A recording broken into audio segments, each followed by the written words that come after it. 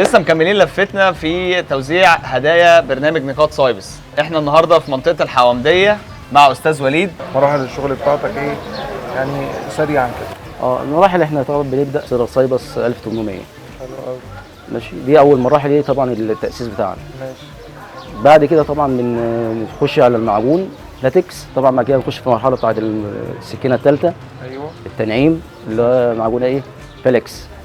بعد كده بنصفي صنفره جميل. وندي سيلر 1800 برضه. طب جاهز نستلم الهديه؟ ان شاء الله. يلا بينا. ماشي ماشي. بوصي كل نقاش مصري يستخدم منتجات سايبس لثقتنا فيها، بجانب برنامج النقط، لان برنامج وفى واستكفى زي ما قلنا، وبرنامج محترم جدا اللي هي سايبس.